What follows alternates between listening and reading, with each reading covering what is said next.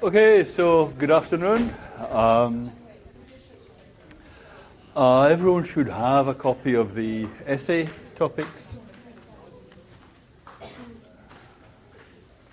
Put up your hand if you don't have a copy of the essay topics. Okay. And they should also be in your email box. And let me know if you have any questions about those.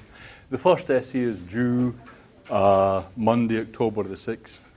As you'll see, it says at the top of the sheet, the first paragraph of your essay must state the main thesis for which you wish to argue in the essay. The last paragraph must restate your main thesis, summarize the way you have argued for it, and indicate any outstanding problems. So we really mean that when your GSI reads the essay, the question they will be saying at the end, asking at the end of the first paragraph is, so what's the main thesis? What's your main point? So it should be there. It should be unmistakable and identifiable. Think of writing the essay like writing a newspaper article. When you're reading a newspaper article, do you get the main point at the start or at the end? At the start, right? That is the headline, right? The main point is all there in the headline, and the rest of the article just fills in the details. And somehow when you're writing a philosophy essay, it's always very tempting to think, well, actually, I'll leave my main point until the end, and then it'll be such a gratifying surprise for the reader when they understand how I've been thinking all along. It's somehow very... I do this the whole time. It's very natural to write like that. It's hell to read. It's like reading a mystery story or something like that, or like when you're cornered in a bar by someone who's telling you a really long story and you're just not sure if this is going to have any point or not. So although it's natural to write like that, it is not good to read that stuff. So try to get your main point out first. It's harder to write like that because you've got to nail your colours to the mast. You probably will need to do more than one draft, maybe a number of drafts before you get it right. So another related point, I suggest not leaving writing the thing until a couple of days before the deadline. Try to write a draft soon because if you're most people, some people do write beautifully straight off the bat, but your first draft will probably be terrible. No matter how good you are, your first draft will look terrible. So get used to it. You know that you just have to write this terrible thing and then write the next draft instead of waiting until a day or so before the deadline to write the terrible thing. Do you see what I mean? That makes sense. Are there any questions about the questions? Do you see what I mean? Yes?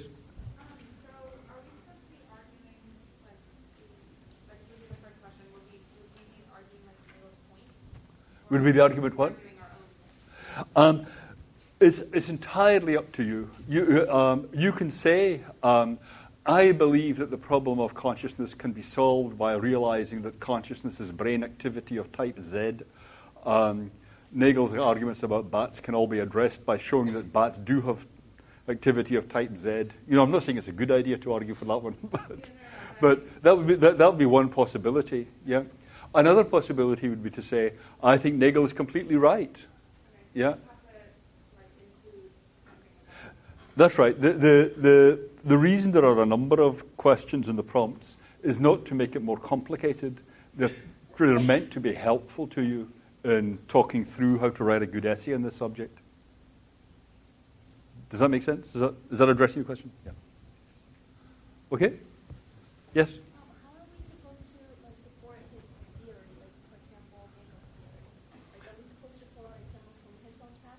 Yes. What does it say? Set out what his argument is. Yeah, explain how he's arguing for that claim. And if you can support those arguments or find objections to those arguments, that's fine. And one way to write the essay would be to set out Nagel's argument. And then usually when you try and explain what someone's argument is, there usually is some bit where you think, that actually doesn't work. That needs filling in.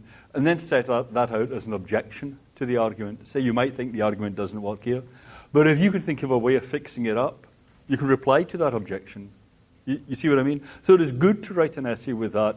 Here's the thesis. Here's an argument for the thesis. Here's an objection to my argument. Here's a reply to that objection.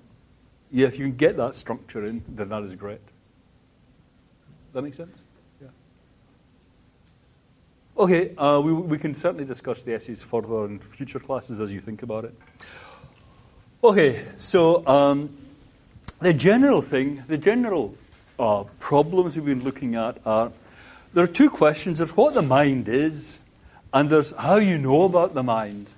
And a lot of the puzzles about what the mind is are, given that we know about the mind in such strange ways, what kind of thing can it be?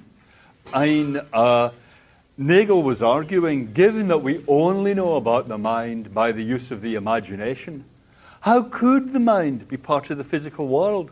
If the mind was part of the physical world, you wouldn't need imagination to know about it.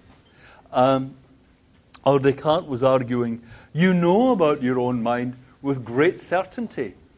You know about your own mind more certainly than you know about anything else. So how could the mind be part of the physical world?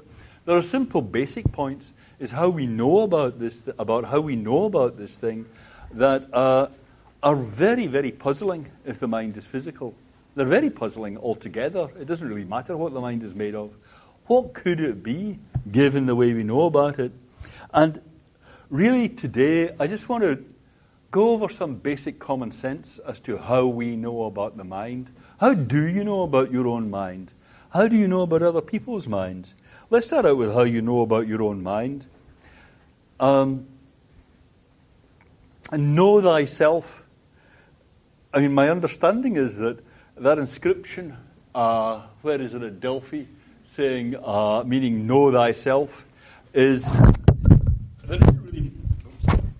isn't really much backstory to it. Nobody quite knows why it's there. There isn't a long narrative about why that is there. But it is such a powerful thing, know thyself, that people have been struck by it for centuries.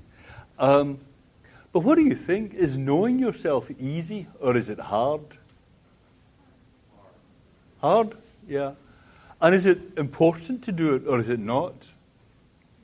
It's a good thing, yeah.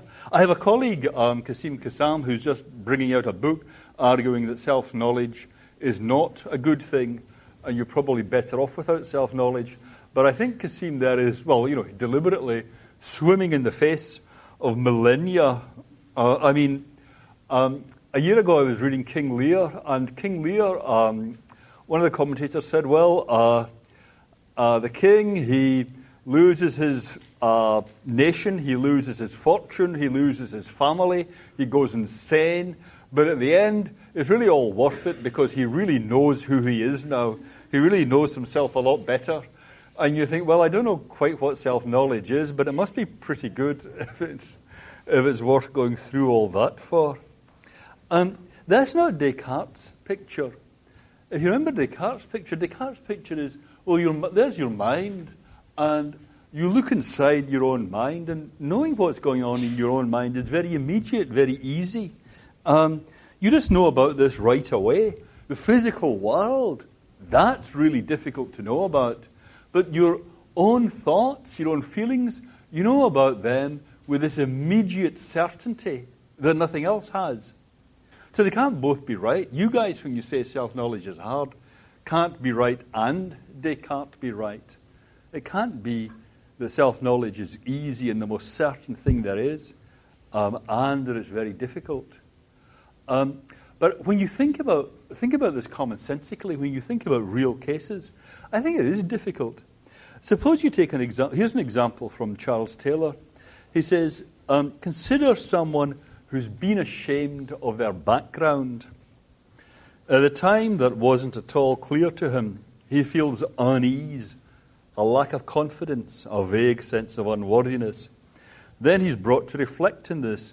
He comes to feel that being ashamed of what you are, apologizing for your existence, is senseless. that on the contrary, there's something demeaning precisely about feeling such shame, something degrading, merely supine, craven. So that's a familiar idea, right? You may know someone like that. You think, well, they have this trouble, this struggle to get used to the idea of what their own background is. And that can be a really difficult thing for someone to do. That you're ashamed of your mother and father. That can happen. And you think, you can just feel uneasy about that and not really look that in the face. And then when you do look it in the face, things change. But this kind of stuff is hard.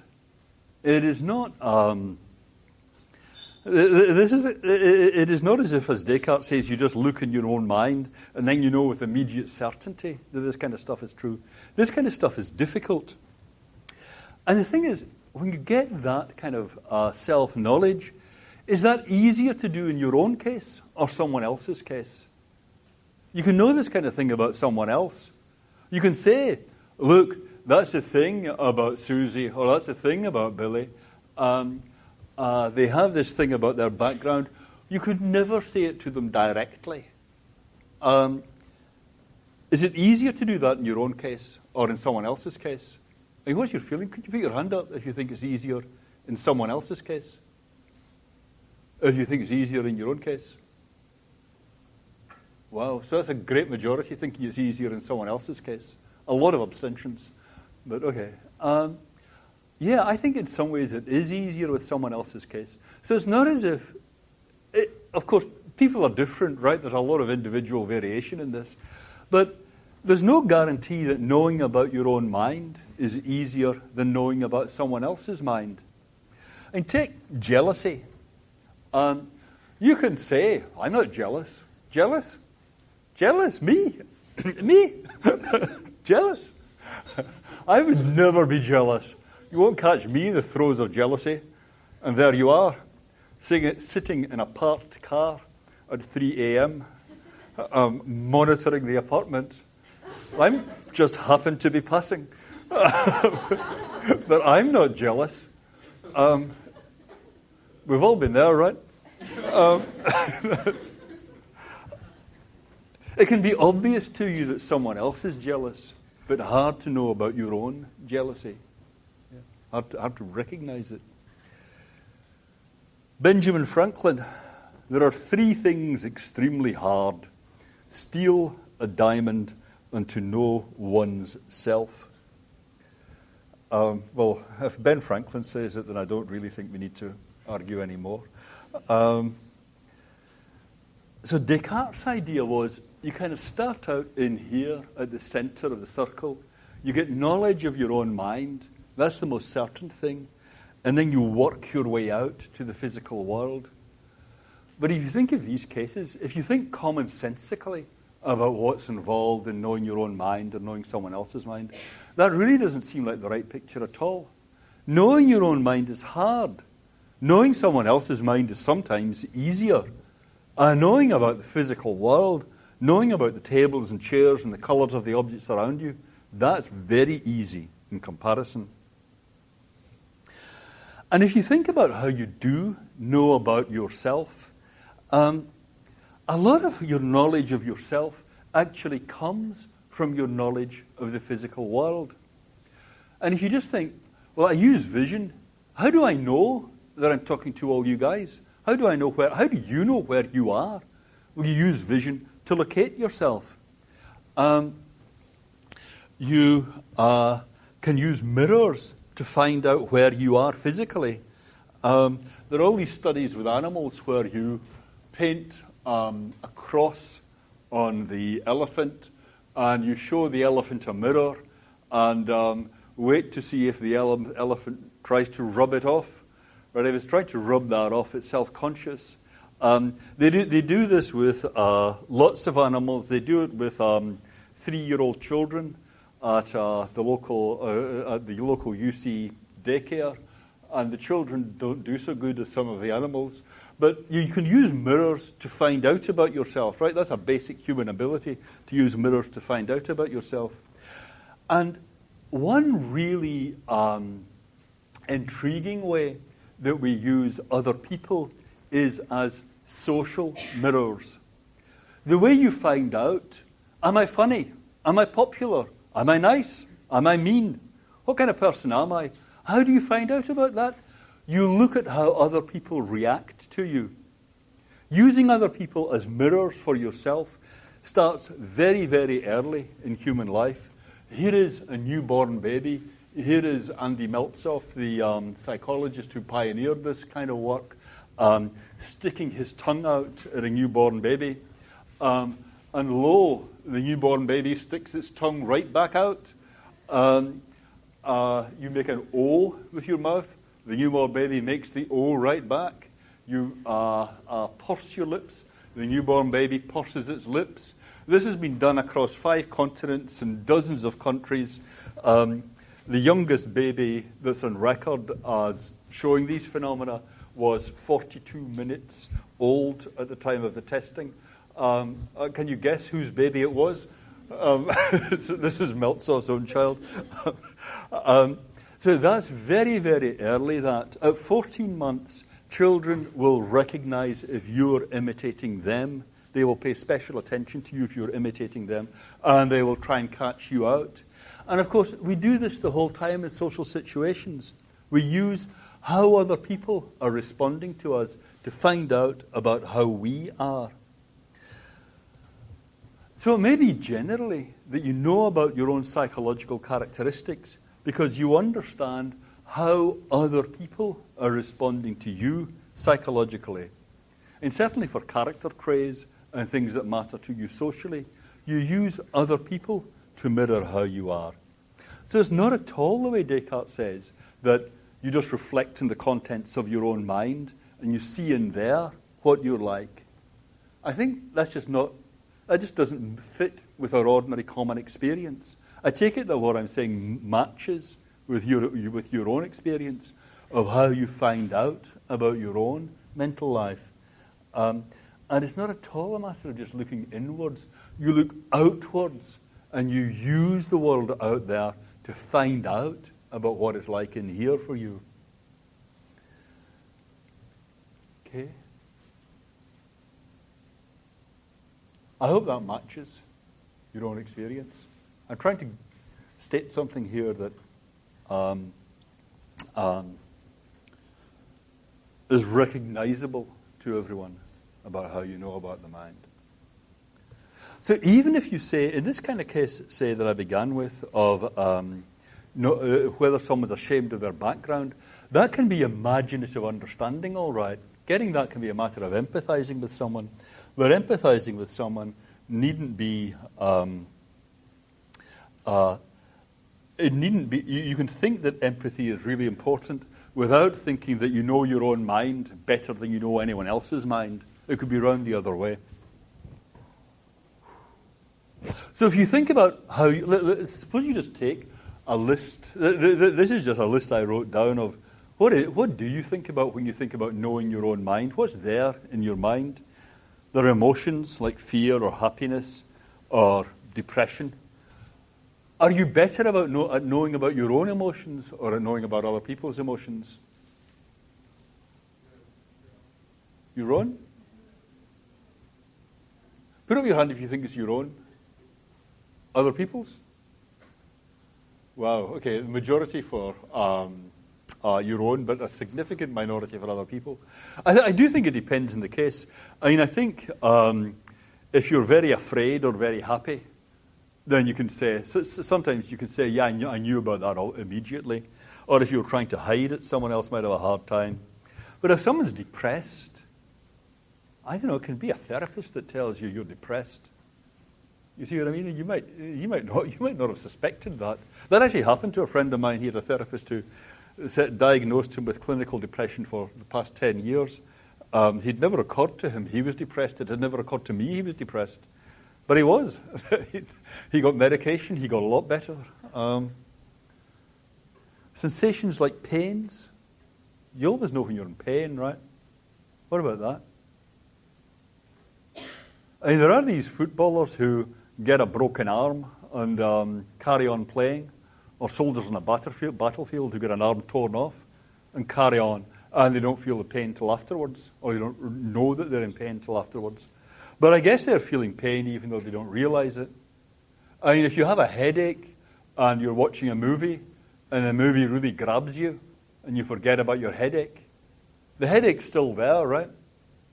The movie didn't make your headache go away. Isn't that right? Your headache must be there even if you don't realize it's there. Because when the movie stops, the headache's right there. So you had the headache, but you didn't realize it because your attention got grabbed by something else. So if you're a footballer or on a battlefield, your attention is really grabbed by what's going on around you. So you're having pain and so on, but you don't realize it. That's okay. So somebody else looking at your torn arm could say, you must be in agony and know better than you do about your pain. That could happen, right? Yes? Put up your hand if that makes perfect sense. Put up your hand if that does not make perfect sense. Okay, the GSIs. Thank you, guys.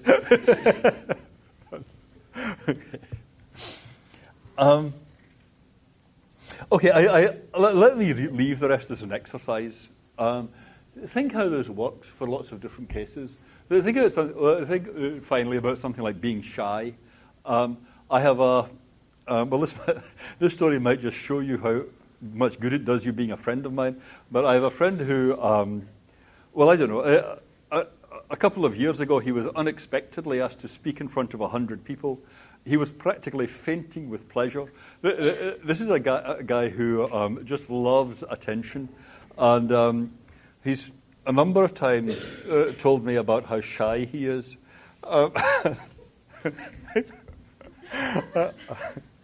He's perfectly sincere. He really thinks he's shy. You're not really an authority in whether you're shy or not. And in fact, one of the marks of being shy is that you're kind of embarrassed about it, and you're not going to acknowledge to yourself that you're shy, if you see what I mean.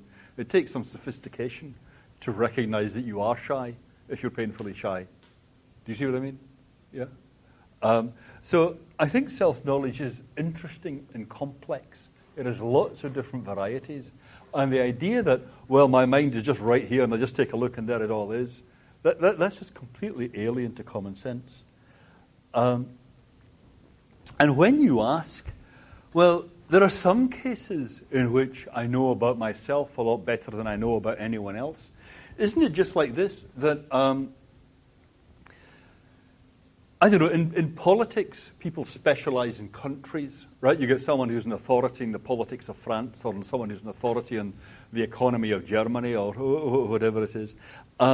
And if you know a lot about the economy of one country, you'll be able to bring that to bear in your knowledge of other countries, but you know especially about one particular country.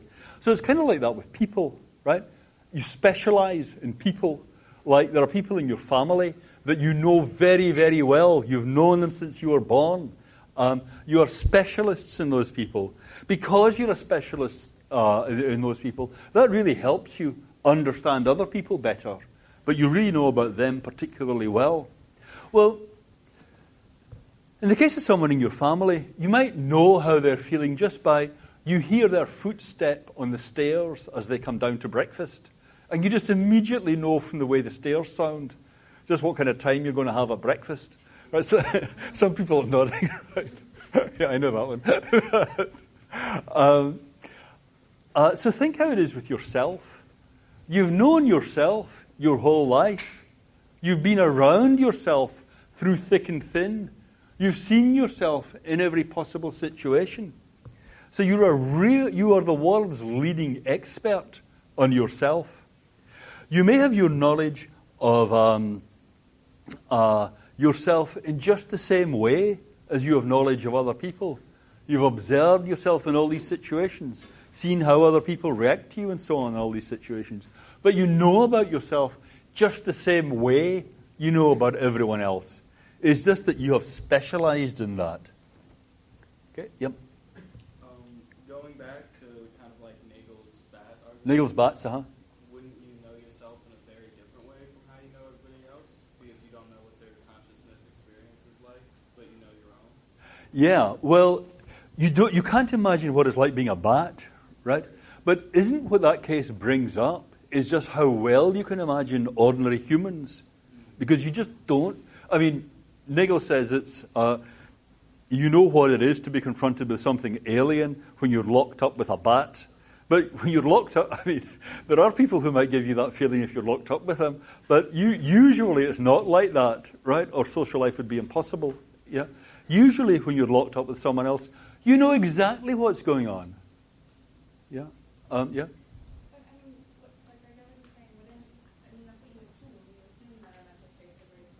Yes.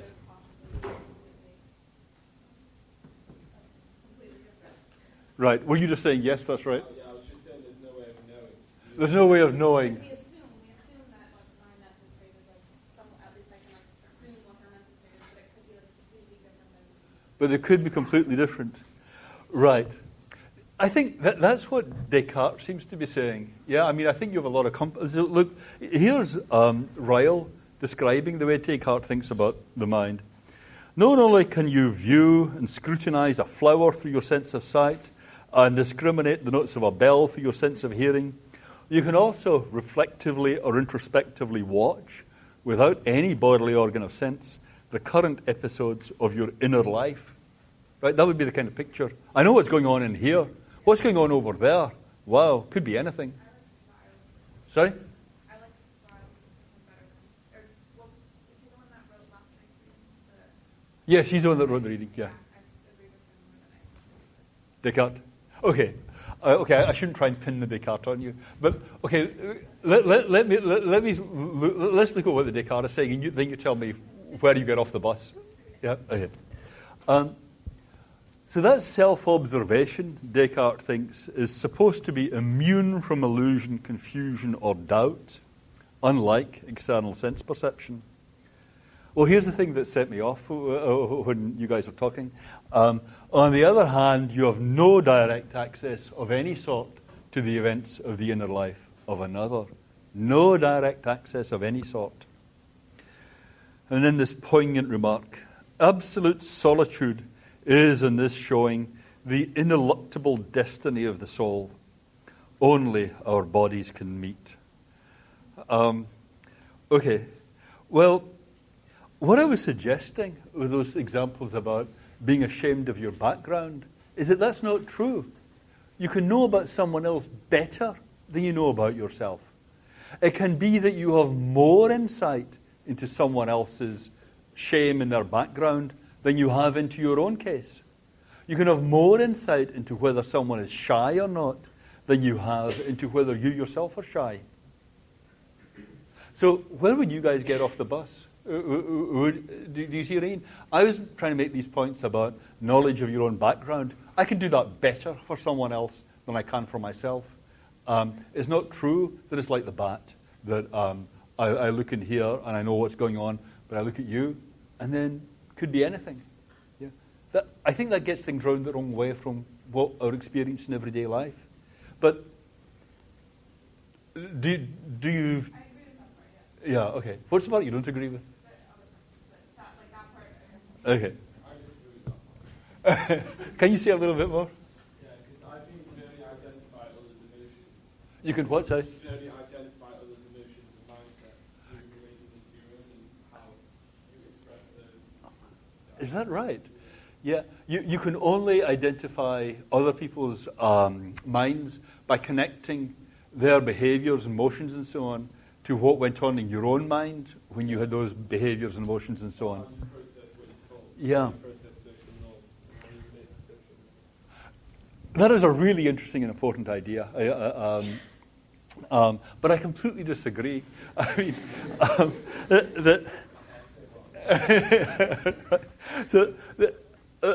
suppose you think about watching movies or reading novels, that kind of stuff. That's supposed to be good for you in a way that it's not just passing the time pleasantly. You read a whole bunch of novels, you watch a whole bunch of movies, you're learning about the people on screen, right? You're finding out about what goes on with them. Now, the whole thing is, they can be completely unlike you, right? They're living in 16th century Romania or 2 centuries in the future, or, they're very unlike you. But you're getting into their heads. That's what the movie is letting you do. They are expanding your sense of what's possible for humans. That's one of the interesting things about novels and movies and all that. That you just read a whole bunch of made-up stories about a whole bunch of made-up people, and now you understand other human beings better than you did before. And the reason you're understanding them better is you're expanding your sense of what's possible for a human. If you were really tied to yourself as the base case, you wouldn't be able to expand your understanding of other people in the way that you can. 1, 2, 3. I also think the way, though, that you can connect to movies or books that may deal with very different situations because you connect to fundamental emotions or feelings that you have had before, so that if it was just completely alien to you, you would not be able to resonate with it. But because there's a starting point that you can connect to, that's why you can... Good. That's very plausible, isn't it? If you didn't have the building blocks, you couldn't do it. Yeah. I mean, if you watch a whole bunch of movies about bats, you're still not going to be any further on, right? But yeah. Okay. Fair enough. Yeah, that does connect to that earlier point. Yeah. I'm like that, and I'll have parents, and I kind of agree with that as well, because, so you're saying that, I would say that you can relate to their actions and what they're, like, supposedly thinking through what the movie's telling you that they're thinking, but what if, like, your friend that you said was clinically, like, diagnosed with depressed? Yes, right. What if, to you, you know you're feeling depressed, but to him it's completely different, but since someone has said this is what depressed feels like, that he's like, oh yes, I am depressed, but it could be completely separate feelings, we just assume that it's the same feeling. We just assume. Well, yeah, but I agree with that thing, we just assume, but you really can't push that too hard. I mean, if you see someone who's been physically injured, and you say they're having a lot of pain. What if pain to them is different from what it is to you? Yeah. I think we don't really... I see the idea, but I think we don't really believe that in everyday life. If I really thought pain for him was quite different to what it is for me, then why should I help? I mean, if someone says to me, there he was, screaming on the road in front of you, and you didn't help, and I say, well, pain for him might have been quite nice, you know. I don't know. I mean, how can I tell? I was busy. I mean, I got to stand there grappling with these unfathomable mysteries. We don't really believe that in everyday life. You know, it's fine to lean back and think, well, maybe it's completely different, but really we don't believe that. I think, yeah. Incidentally, I do think all these points are important. It's not that I think any of this is just a waste of time. This is what Descartes thought. This is really... I think we feel this every day, actually, that uncertainty with other people. Yeah. Yep. I was just going to echo the point that was said before, that the building block, you have to be able to connect the experience to your own experience to then begin to build up and expand. Yeah. It's like synthesizing and emphasizing. Right. I think that's fair enough. All I'd say is it's building block in quite a special sense. It's not that really you can do such a lot with it. It's so plastic and flexible how much you can expand. You know, and that is what I mean about the vast range of people you encounter in movies, that you can really expand such a lot from those original building blocks in ways that initially seemed quite unimaginable. Yeah. Okay. Let me just give you an example of watching someone else's mind and knowing what's going on with them. I mean, you can do sums in your head, right? One of the great things about growing up is you learn how to do sums in your head, so you don't need pencils and paper anymore, right? So, but then you find there are some sums that are too hard to do in your head, yeah? So long division is often too hard to do in your head. Yeah? So you need a pencil and paper. So let's just do some long division. Will you give me a large number, someone? A simple request, just a large number. Anyone? 17,235. 17,235. Okay. You call that large? Okay. Okay. And something to divide into it. 5? I said long. What do they teach you in schools nowadays? Give me a bigger number than 5. 176. Wow, okay, right. Okay, so long division, right. What with one thing and another, I haven't done a great deal of long division since I was in high school, but okay. It goes something like this. Is that right? Did I do that right? I think they might do it differently in a different That's what? It makes sense. That is one way of doing it. I think I've done that wrong, even by my own, by the standards of my own people. But okay, 176 into 172, that doesn't go, right? So then it's into this. So it's 176 into this. So that's 10 would be too much. So 9. Let's try 9. Sorry? Let's try 9. Okay, 9 times 176, so that's 54. 9 times 7 is 63, and 5 is 8. Is that right? And 8, the 54. Wait a minute. I got to carry something, right? I forgot what it was I had to carry. 6, right, okay. Oh, yeah, 6. So 9 times 1 is 9, and 6 is 15. Is that right? It doesn't look right. Okay, well, let's suppose that's right.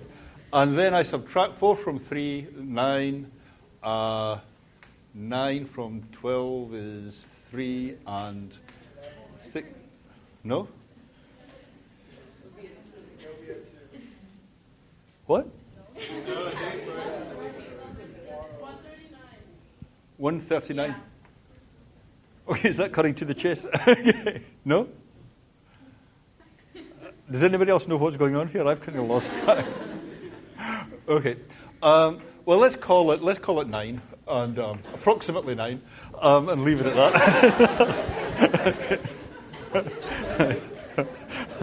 And with that, I guess I have destroyed my credibility for the term. But look, the point about that is, was I doing that sum in my head, or was I doing it in paper? Well, I mean, I promise you it was not that I was doing it in my head, right? What you saw was all out there, yeah? So if you think of thinking as manipulating with symbols, then were the symbols I was manipulating in my mind, in here, or out there? Well, the only symbols I was manipulating were out there. You saw my thoughts. That's what's so embarrassing, right? You saw my thoughts just as well as I did. When you shouted out, when people said, no, you're making a mistake there, right? You could see you could literally see what I was thinking. And you corrected it. It wasn't that, I looked into my mind and I could see there what I was thinking, and you just had to guess what was going on in my mind. Because what was going on in my mind was zero, in that sense, right? What was going on in here was not, there was nothing relevant going on in here. That's the whole point about it being too hard to do in your head. I wasn't doing it in my head, it was all out there. You could see all the working. Yeah? You literally saw my thoughts. You could see them as well as me. And actually, that's a kind of, that I chose because it's, when you see someone a little bit under pressure, you can see very well what they're thinking. But in an ordinary conversation, or when we're talking right now, when we're having a discussion in class right now, then it can happen in an ordinary conversation that you've got an agenda. Before you say anything, you kind of plan it out, and everything is like a move. But that's not how it usually is in a conversation. Usually in a conversation, you're literally thinking out loud. Everything is out front. It's not that there's something hidden behind the words that you're using. All your thoughts are out visibly there for the other person to react to. So thinking just isn't something hidden. So if you take thinking to be manipulating with symbols, that's something you can do just as well in public as you can in your head. Sometimes, I mean, if I was more cautious about the long division, I would do it secretly on a piece of paper, right, so no one else could see. And then you really would have to guess what I was thinking. And you could think, well, when you do it in your head, it's kind of like that. You're doing it secretly. But there's a thing you're doing, that thing you're doing secretly, you could also do completely visibly for everyone else to see. So these thought processes, other people can have as good knowledge of what you're thinking as you do yourself.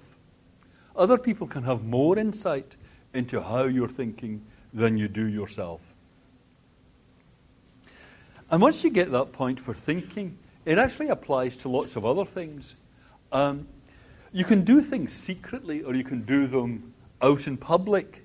And if you're trying to find something, if I lose my watch, if I put my watch down on the desk here, and as I walk about, I'm secretly trying to find my watch, right?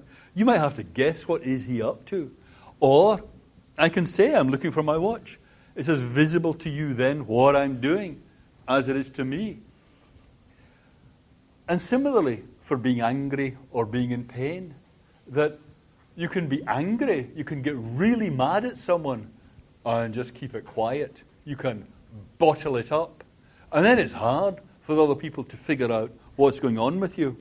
But sometimes when you get spontaneously mad, you know, when you bang the table, when you stamp your foot, your anger is out there visibly for everyone to see. It's not that the real anger is kind of backstage. The real anger is out there, out front. Just as when you're thinking through a calculation, the real calculation is out there, out front. So Ryle's point about this is psychology, talking about the mind, isn't a matter of finding the causes of behavior. Psychology, talking about people as angry or as thinking, that's just a way of classifying their behavior. You can do those behaviors privately, you can do those behaviors in a closet, or you can do it out in public. And it's not as if there's always a private thing underlying the public behavior. Ryle has this famous example. Suppose someone comes to visit and they say, show me around the university, show me around the great university. What is it like? What a thrill. And you say, of course, here is Wheeler Hall. Come to a philosophy lecture, that's clearly the best part. Let's move around. Look, there is the world-famous Campanile. There is a small demonstration at Southergate. There is Oski and so on. So you show them around all the various aspects of the campus. And at the end of it, they say, well, that's just been fascinating. I loved seeing all that stuff. But what you haven't shown me is, where is the actual university itself? What do you do then?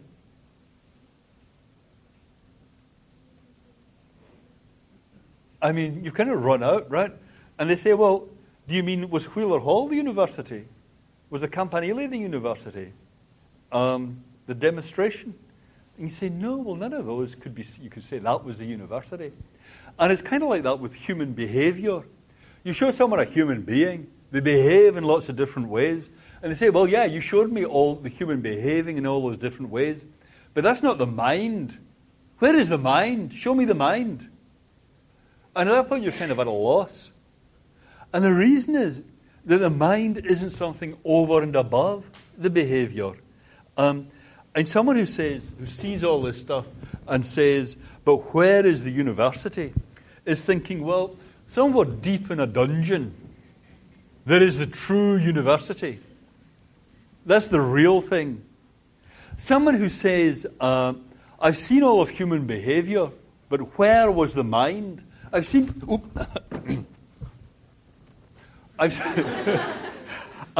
people calculating.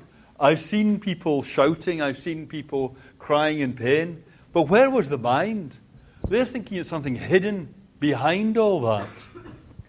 But Ryle's idea is that's actually, you have seen the mind when you've seen intelligent behavior. That's the whole thing. There's no more to it than that. Once you've seen all this stuff, you have seen the university. No one part of it can be identified as this is the university. But that's all there is. There's no more to the university than that. Wittgenstein's got this example of you're expecting someone to come for tea at 4 o'clock. So what happens? Well, as it gets towards 4 o'clock, you look at your watch, you look at the clock, you fill the kettle with water, you look out of the window, you say, isn't he here yet? That kind of stuff. That's what happens. You do all those behaviors. Is there anything more to expecting someone to come for tea at 4 o'clock than doing that stuff? If you do all that stuff, you just are expecting someone to come for tea at 4 o'clock. That's all it means to be expecting someone to come for tea at 4 o'clock. Not that you've got some hidden throb or pang.